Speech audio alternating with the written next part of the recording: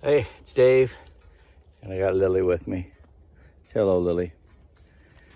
And we're out here, one of my favorite places, the bridge. And if you go all the way back to the beginning of Dave out on this property, you'll see that this creek was also one of my favorite places, like right here, especially in the spring when it's running water. It's really cool. So, no running water today. Instead, something a little bit different.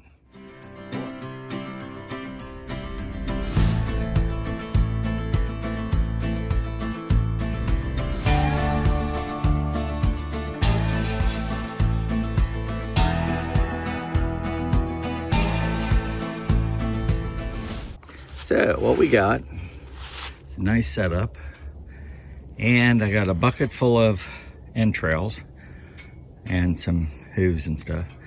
We're gonna put it out here kind of straight in front of the camera and see what kind of stuff we capture. Now we've done. All right, we got our gut pile out there. Get ready to turn the camera on, and let's see what we get. Yeah, you just never know. So let's just hope we don't get a bear. I don't like bears. Nothing personal. I don't want to be around them. All right. For Dave and Lillie, we're gonna say out for now. Hey, it's Dave and Lillie, and you're getting ready to watch the action at a gut pile that we put out by our bridge. In my mind, I always had that expectation what I'll see at a gut pile, and so far my expectations have never matched what I see. This one is a little bit more typical of what I think I would see, missing a couple elements. So it starts off, first you're going to see the first thing that shows up the gut pile after we put it out is some deer. And the deer are attracted to it because the scent glands are in the gut pile. So they're smelling a deer that's familiar to them, so they're looking around for it. And I believe that's what draws them there. And so the deer, you'll see them, they come and go over a period of about 5 days. Even after most of the, pretty much everything from the gut pile is gone, they still come back. And then it kind of turns into where the deer just are eating there.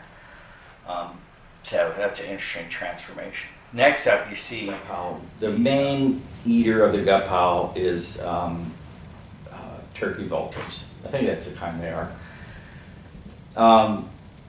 Yeah, so it's kind of fun to watch them as they first approach it, their little dances and stuff they do, determining who, I guess, gets priority and who stands guard. And so you'll see some video of that whole transaction and how it occurs. I think it's I do think it's interesting, and it always reminds me of Jungle Book and the interactions that happen there, but with vultures or buzzards. I don't know what the difference is, but I think these are turkey vultures. So they're very active and probably the most prevalent.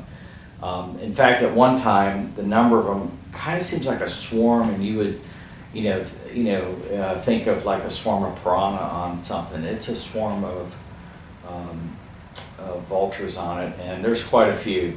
I didn't do a count, but I'd say it's well over 8, maybe well over 10 even vultures, if you count all of them that are around the area at that one time.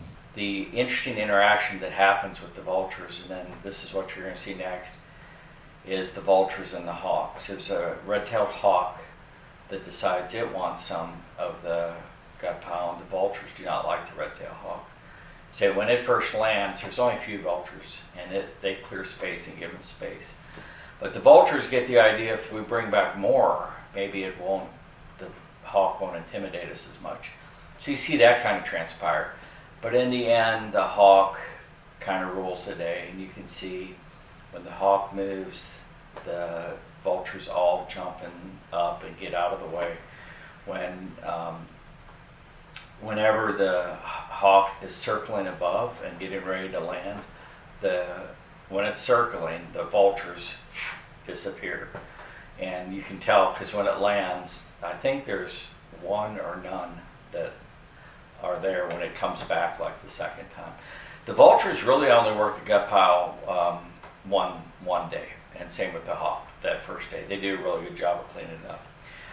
The next character you're going to see is the coyote, and so it's one coyote, and it interacts that evening and for an 11-hour period. So the vultures work the gut pile for about 3 hours, and pretty much clean it up. But the coyote works it on and off over an 11-hour period, and after a few hours, it comes back the next day, around 10 or so in the morning. So the coyote's very active, so you see that kind of activity.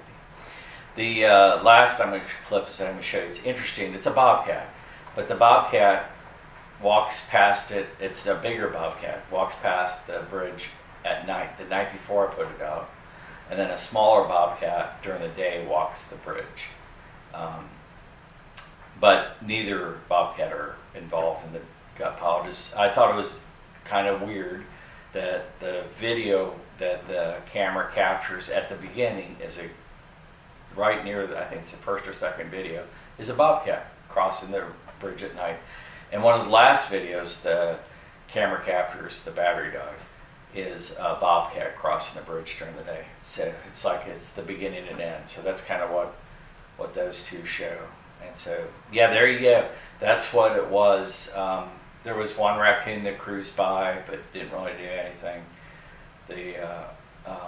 So what's missing? I always thought raccoons would be much more active. I actually thought the neighborhood dogs would have been on this pretty good, but we didn't see any of that. I figured the coyotes would be more than one. It would be heavier presence. I figured the vultures would get involved. I was surprised to see the hawk, although I've seen that before. It just kind of surprised me. And of course the deer are always, whenever there's deer scent of some deer they're familiar with, they're going to gather around looking for that deer because they think that's where it is. So, because it's well past rut, they're back in their herding activities, and that's what they do.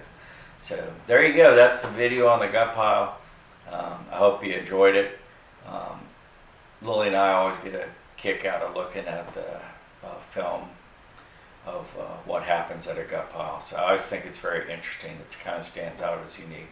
So I hope you enjoy it. All right, for Dave and Lillie, we hope you take time to make kindness your business. Do something kind for somebody, share some kindness. Just takes a little effort on your part, a little bit of your time. And you can really help and change somebody's day by doing something kind for them. We appreciate you watching. And for Dave and Lillie out.